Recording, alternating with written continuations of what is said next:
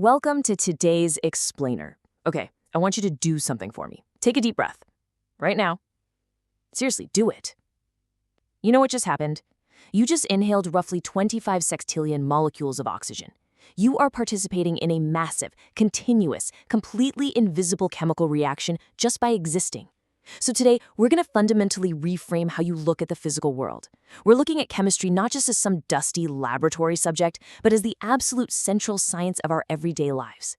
We are taking a journey from the visible world we can actually touch and feel, all the way down to the invisible building blocks that construct reality itself. So get ready to see the world around you in a completely different light. All right, here is our roadmap for today's explainer. 1. Chemistry, the central science. 2. The scientific method.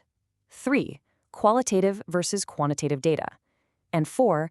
The 3 domains of chemistry. Let's jump in. Section 1. Chemistry, the central science, the historical progression and universal connections. Okay, before we get into the modern stuff, we have to understand our history, right? Humans have intuitively practiced chemistry since the Stone Age.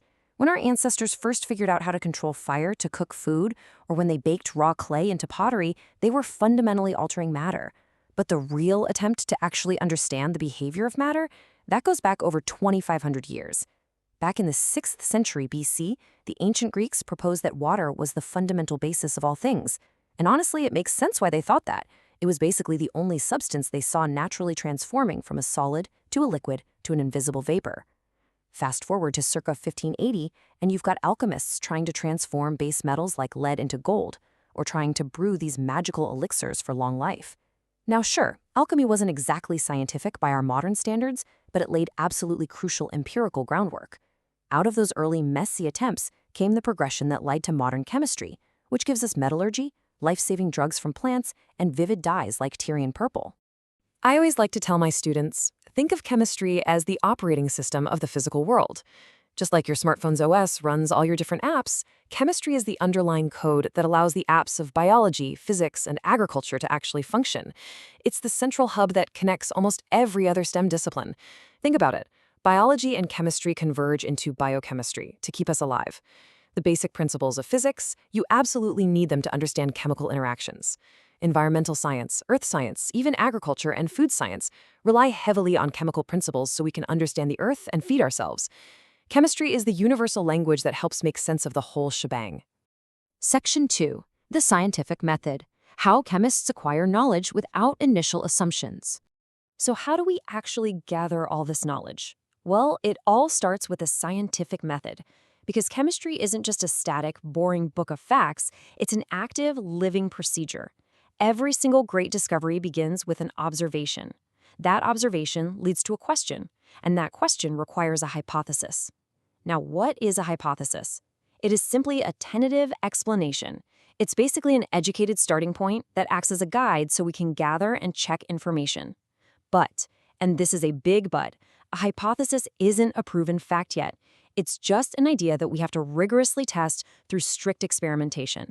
Now, moving along, sometimes we observe behaviors in nature that happen the exact same way over and over and over again, and that brings us to scientific laws. Now, the absolutely crucial thing to remember here is that a scientific law tells us exactly what will happen, without necessarily explaining why it happens. It's just a generalized statement based on a vast number of experimental observations. Remember, this is completely different from an everyday societal law, like a 65-mile-per-hour speed limit. That's an arbitrary rule made up by people. A scientific law just describes or predicts the innate, unbreakable behaviors of the natural world. But what happens when we do want to explain the why? You know, in everyday conversation, people always say, "Oh, I have a theory about that," when what they really mean is, "I have a wild guess." But in science, a theory is the heavyweight champion of truth. When a hypothesis survives massive amounts of repeated testing and it can successfully explain a huge body of experimental data, it graduates to the status of a theory. A scientific theory is a highly substantiated, comprehensive, and testable explanation of nature. But remember, in science, theories aren't absolute, unchangeable dogma. They evolve. They're accepted because they're the best explanations we currently have, but they can and will be modified if new, undeniable data emerges. Let's map out how this builds into a complete cycle, because the scientific method isn't just a straight line. It's a continuous repeating loop. Step 1, you clearly state the problem based on something you observed. Step 2, you propose your hypothesis. Step 3, you perform a controlled experiment. Now, controlled is the key word there. It means you alter only one single variable at a time. It's like if you're testing plant growth by changing only the amount of sunlight, but keeping the exact same soil and water, right? That way you know for sure what actually caused the change. Step 4, state your conclusions. And Step 5, repeat as necessary. Open inquiry and constantly reworking our ideas, that is the very heartbeat of scientific progress. Section 3. Qualitative versus quantitative data. 2 distinct ways to observe the universe. All right, so now that we know how to experiment, how do we actually record what we see? We use 2 completely distinct lenses, qualitative and quantitative.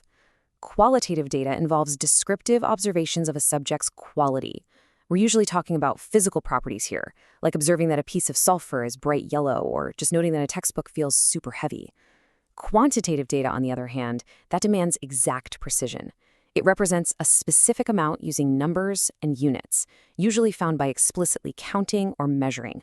So stating there are exactly 25 students in a room, or that a car is moving at exactly 66 miles per hour. Both are incredibly vital when we do chemical analysis. Let's do a quick test to make sure we've got this. Imagine you're in the lab, and you write down that a ream of paper contains exactly 500 sheets. What do you think? Is this qualitative or quantitative?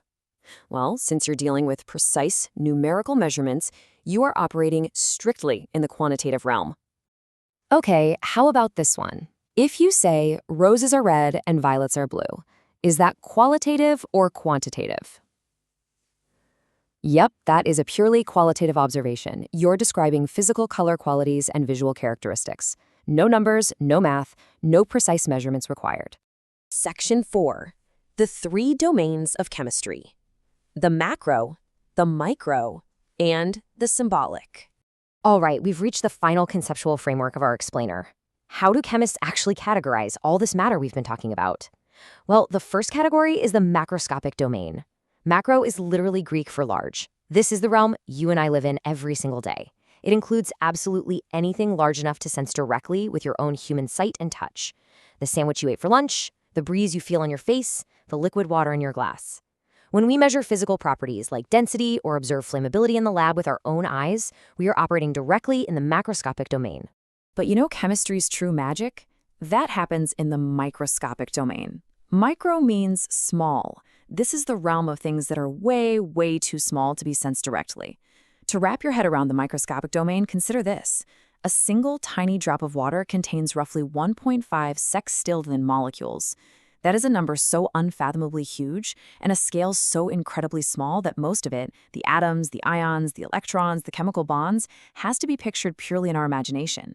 Yet this invisible realm is exactly where the true mechanics of reality operate. It dictates literally everything we see up in the macroscopic world. Now, what's brilliantly intuitive about this model is how we actually bridge those first 2 worlds together. And we do that using the symbolic domain. This is the specialized language of chemistry. It contains the chemical symbols on the periodic table, the formulas, the equations, the graphs. It acts as this crucial, perfect translation tool that allows chemists to explain the invisible, microscopic behaviors that cause the macroscopic changes we can actually see and touch. Let's bring all 3 of these concepts together using an analogy everyone knows: water. In the macroscopic domain, we experience water as vast liquid oceans, freezing solid icebergs, or that dense humidity we feel in the summer air.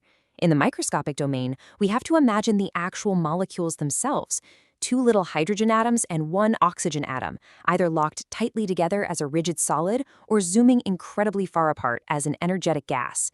And finally, in the symbolic domain, we just write H2O with a little S, L, or G in parentheses to denote if it's in a solid, liquid, or gas phase.